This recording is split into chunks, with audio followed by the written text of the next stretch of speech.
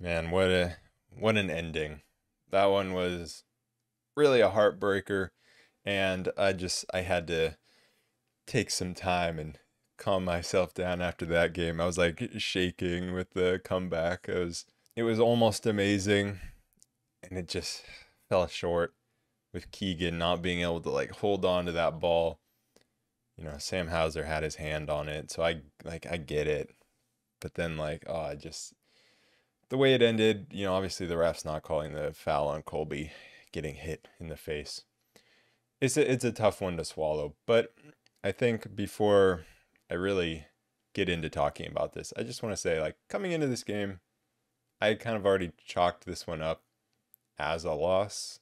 And so this is not the end of our push to the sixth seed. Like we could still get top six. The Spurs just beat the Pelicans. It would have been really nice to get this, but this is not the one that we needed. If we still take care of business against the Suns, the Pelicans, Portland, Brooklyn, if we can somehow sneak one out, against the Thunder, then we could absolutely still get top six. Just because, I see the sky is falling after a loss like this. I mean, if you're someone that like is prone to overreacting to things, just don't go on Twitter after a loss like this. I mean, some of the stuff I see on there is just insane.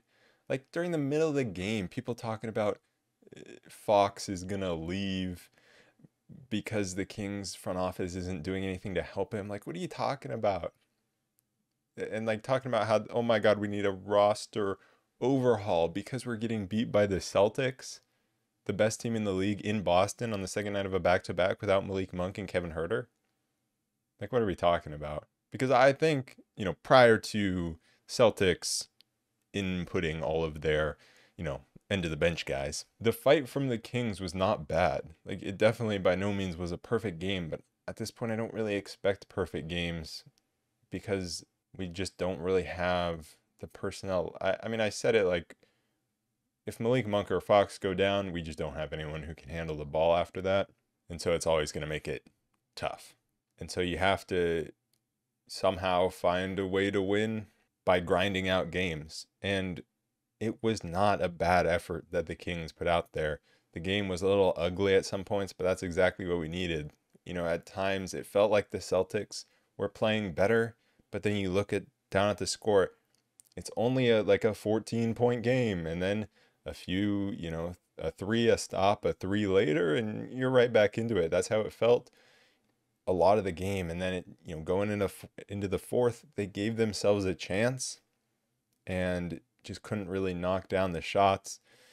And the Celtics, pulled away a little bit. And then obviously the middle of the fourth happened. They input all their end of the bench guys and almost gifted us the win. And it was an incredible effort by the Kings to try to get back into that. It just sucked that they, like, right when the end of the bench guys came in, they didn't take advantage. Like, those guys kind of outplayed our starters for like 1 or 1.5 minutes, and that really hurt. But the Kings were still able to come all the way back and take a lead at some point. So you can't be too mad at that. Like, I understand that other than when you're playing teams right in the race with you, every game matters the same. And obviously that's why what happened at the very end of the game hurts. But for me, like, the only reason this game was so upsetting was because they came all the way back, took the lead, and then lost it in kind of heartbreaking fashion. It's If they just had lost it by 15 points, I would have been like, okay, kind of expected, move on to the next. And it's really not that big of a deal.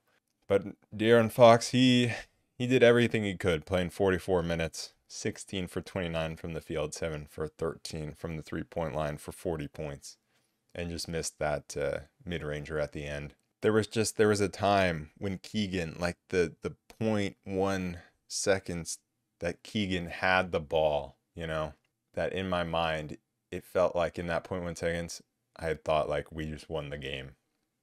And then it gets knocked out of his hands. And it's something with Keegan where like, I mean, the Kings did a good job of like getting the stop, getting the block, and getting multiple blocks down the stretch.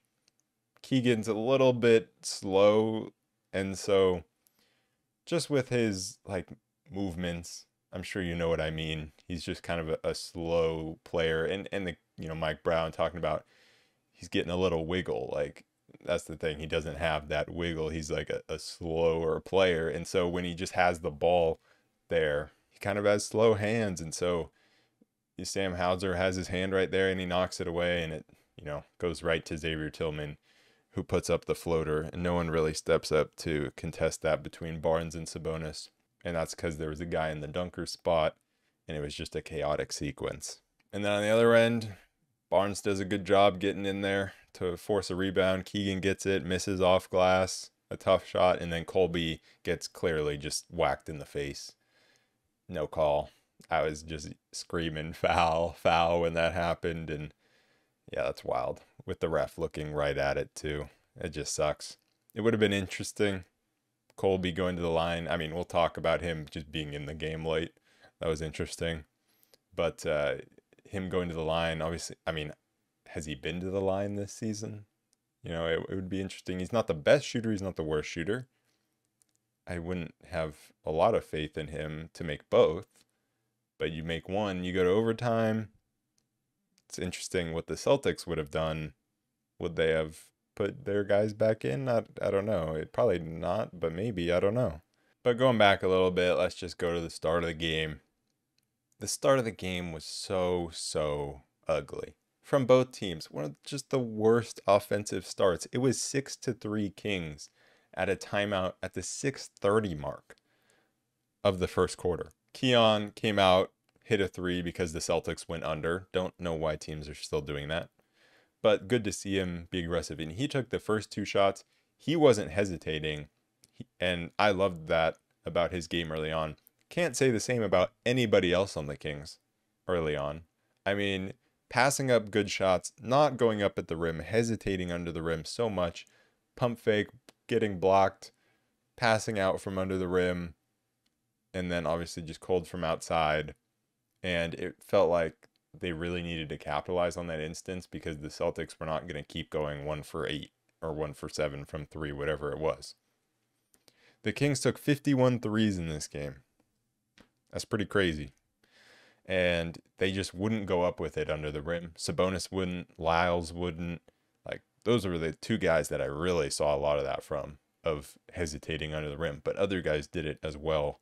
And, I think you saw also guys not attacking and getting all the way to the rim. And then on the other side, the Celtics, you kind of saw the same thing.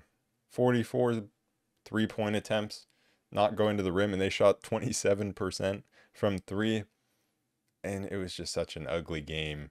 Both teams turning the ball over too early on, which is wild because both teams ended with only 7 turnovers. And so quite a few of them were early on in the first quarter.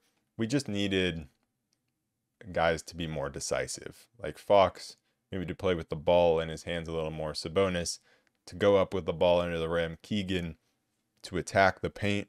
And that just wasn't really happening. And so then the Celtics went on that big run for the second half of the first quarter pretty much.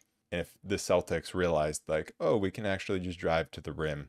And I really just wanted Keegan to be more aggressive. It felt like he wasn't driving to the rim. He was not taking the opportunities that were given to him. And I think that's what's rough about the team right now is Keegan being a second-year player. He's not where we need him to be at this point to take this team to the next level. With the injuries that we have, we need him to step up, but he just isn't ready yet. And then you have Harrison Barnes being awful still. It's kind of funny to look at the plus minus. The past 2 games, Harrison Barnes has led the team in plus minus. I think he was a +1 last game, and he was a +17 this game. But he has not been good. He's just not scoring in the way that we need him to justify him being out there. But then also, who else are you going to go to be able to score the ball? And so really it just came down to the Kings jacking up 3-point shots and hoping to make them. I mean, that's what it was a lot of the times. And, I think towards the end of the first quarter when Fox was out there, Sabonis was out, you just had possession after possession wasted with playing De'Aaron off the ball. And just at this point, we need Fox to, no matter how tired he is, just like take every possession upon himself. And that's what he did for the rest of the game. And so good on him for that. Like he was amazing this game. But there were two possessions that I remember in the first quarter. One where they just wasted 17 seconds kind of passing for no reason. Like they're running their usual offense, but with Alex Len out there instead of Sabonis. But you have, Davion, Kessler, Edwards, one other guy, whoever it is, right? It's not an offensive lineup. And they're just kind of running around the perimeter making passes for no reason. The reason that our dribble handoff offense works other times, one is because Sabonis can do more with the ball than a guy like Alex Len, but Len is still, a solid passer.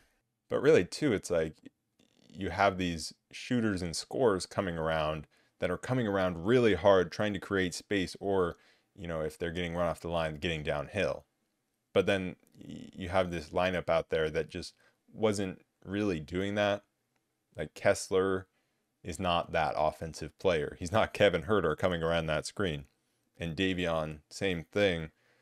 Davion can attack a little more, but he's not Huerter, he's not Keegan, he's not Monk. And so it just felt like wasted possessions offensively when in those situations, I think you just need the ball in Fox's hands. We had another possession right after that where they just threw the ball into Alex Len in the post and had him go at Luke Cornett.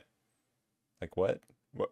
I seriously was just like, what did I just watch? How could anybody think that was a good idea?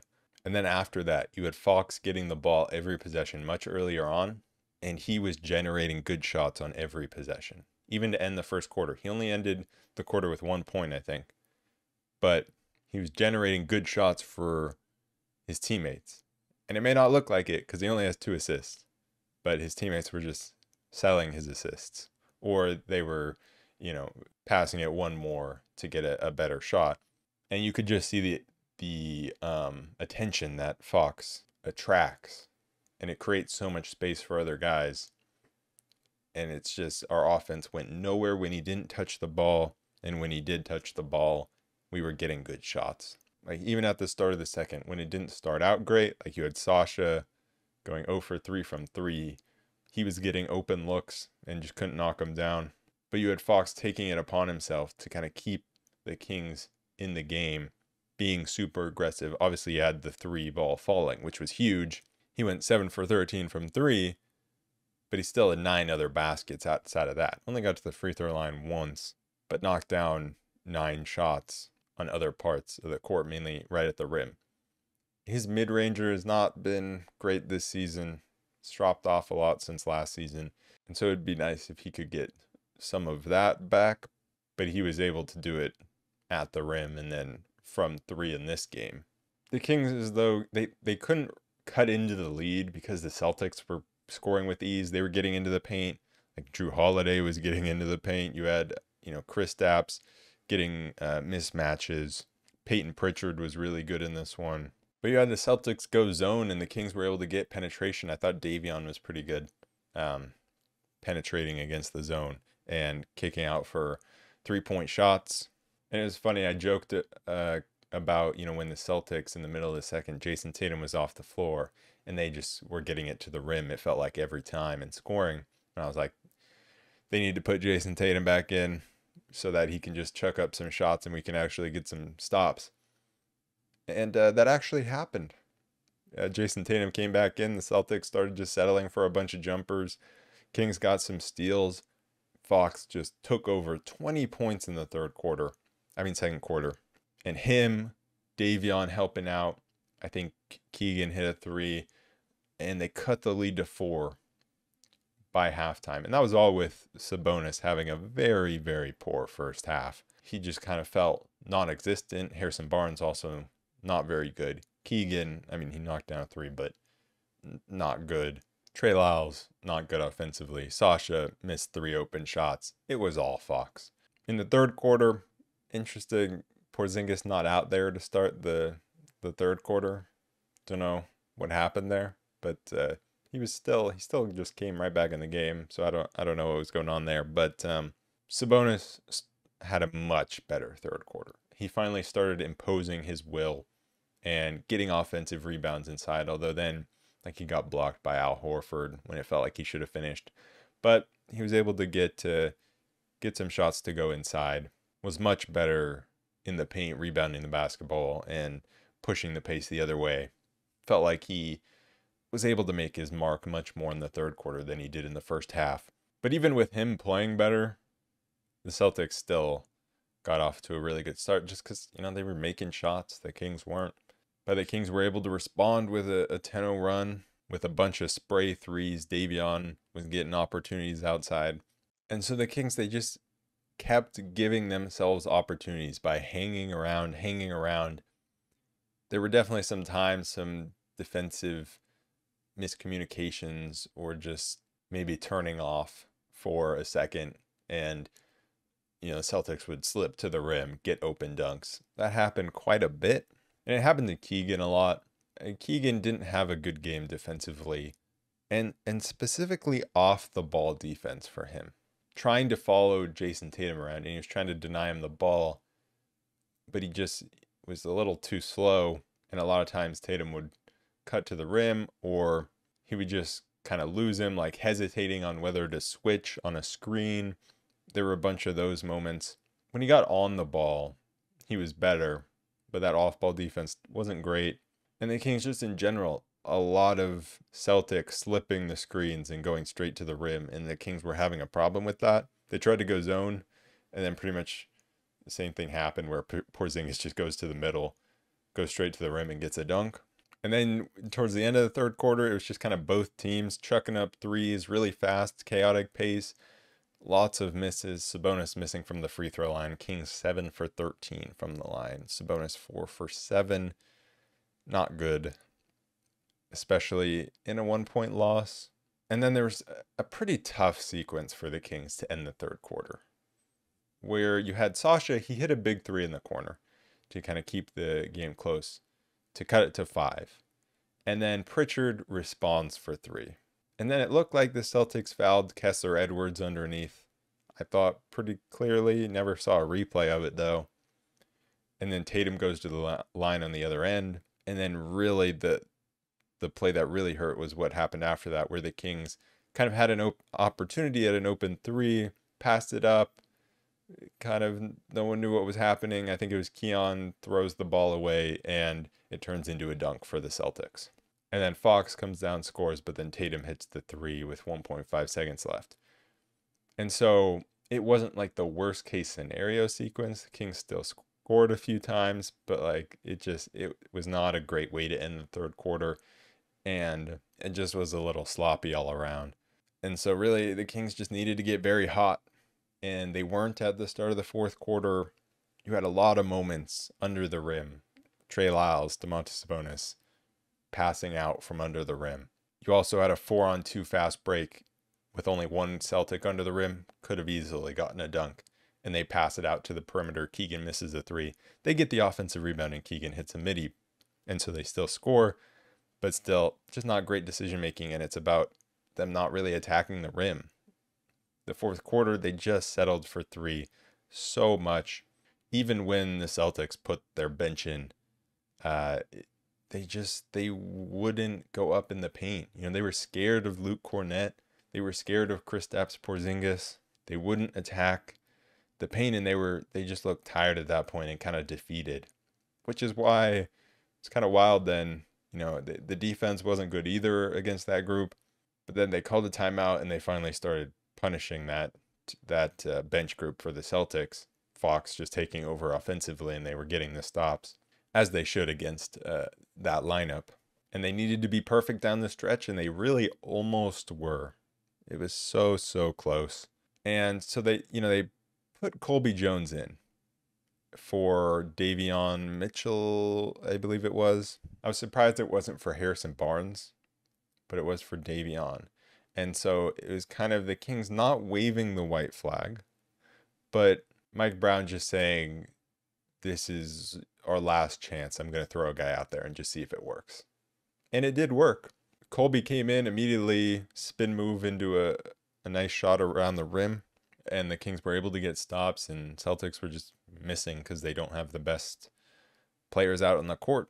I thought it was interesting that Barnes was still in because, there are times where the Kings started kind of trying to blitz again. I didn't really understand it because they were getting a stop anyways, like every single time, but they started kind of blitzing out at half court on Peyton Pritchard and then having to recover and rebound the basketball. And Barnes is just not the best for that job, but he did hit a three. He did um, force a second chance on the last possession of the game. So who knows whether that was really the right decision or not, because he did make some good plays. Also, wasn't the best in some other moments, and so it's a loss that that hurts.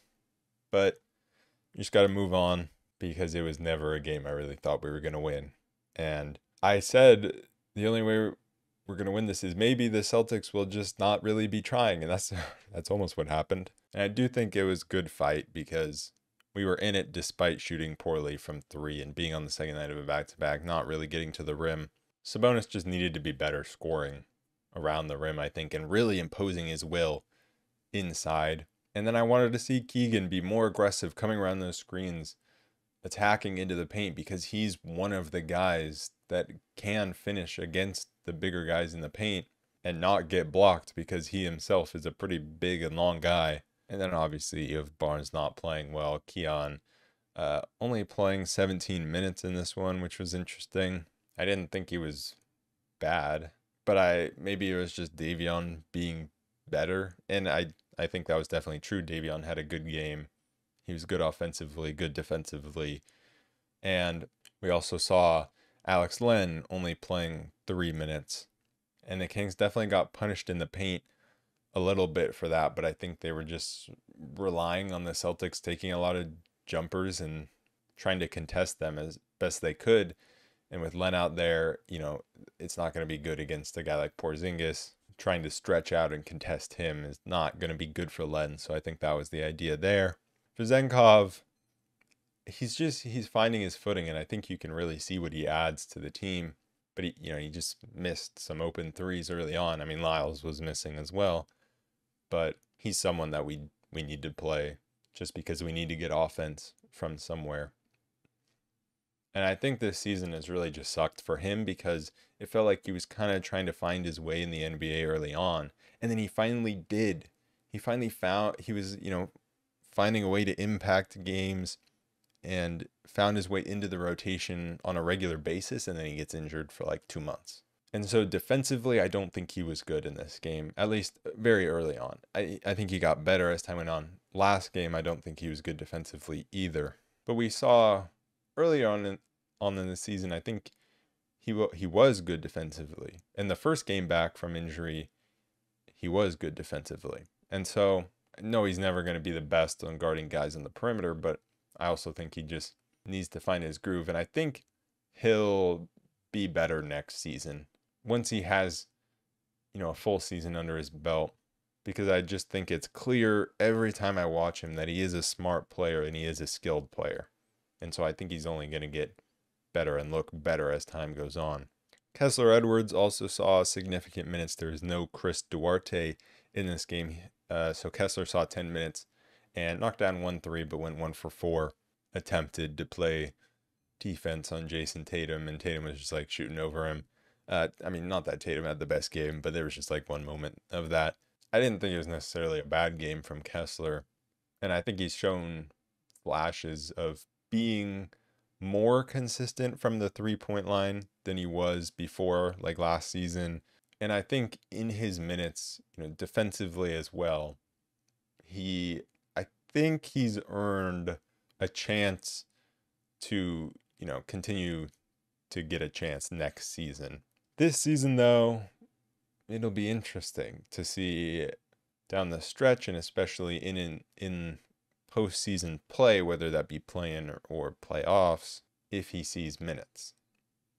Because obviously you're going to have the starting 5 see minutes very clearly, but then Barnes at times can get pulled, right, and just like not see the floor again for the rest of the half.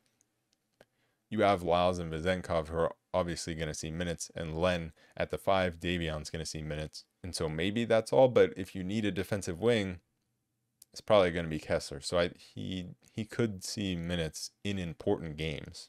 And I think Chris Duarte, he just has the higher ceiling when he comes into the game of what he can provide. And I'm talking not like long-term ceiling, but just for like if tomorrow they were playing, Chris Duarte has a higher ceiling of how he can impact the game tomorrow. But I'm more comfortable with Kessler not making super stupid decisions. But after the Kings were on the pattern of loss, win, win, loss, win, win, loss, win, win, they now are on a loss, loss, win, win, loss, loss pattern. So here come 2 more wins.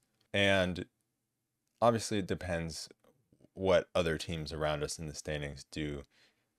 But 5 games left. To give yourselves a chance, you have to win against New Orleans and you have to win against Phoenix. And then I think you have to win 2 other games to give yourselves a chance at top 6. And I think they give themselves a very good chance at top 6 if they win all 5. The Pelicans have been sliding hard. Dallas is in a very close game with Golden State. Phoenix is winning against Minnesota right now. We're now tied with the Lakers for 9th and not that far off the Warriors, but we own the tiebreaker with the Lakers, which is nice. And we can own the tiebreaker with the Suns if we beat them. And so while we don't control our own destiny for the top 6, I think if we win out, we will get top 6. And obviously winning out is going to be tough, but I really don't think it's impossible with the schedule we have. Unlikely, maybe, but not impossible. But just next, you got to take care of business in Brooklyn because obviously kind of looking ahead. But if you lose against Brooklyn, then it's kind of all out the window, right? And you just saw the Pelicans lose to the Spurs. Devontae Graham killing killing the Pelicans. And so you can't let that happen against a team like Brooklyn, who at times has just looked absolutely awful lately. But then they beat the Pacers. And the Pacers are bad against bad teams, kind of. But really what I'm saying is we ain't out of this yet. Going 0-2 to start this road trip makes it a lot tougher. Just like losing both against the Mavs makes it a lot tougher. But we're still not out of this yet. And also we don't want to drop into the 9-10. So got to maintain at least the 7-8 so we get 2 chances in the play-in. But anyways, that is it for this episode of the Roll Report. I will be back on Sunday to recap the game against the Brooklyn Nets. And also, shout out to the Stockton Kings, Lindsey Harding, Mason Jones, clutch in that playoff game. And they're playing in the conference finals on Sunday as well. So I'll definitely be watching that. So I'll see you guys then. Peace.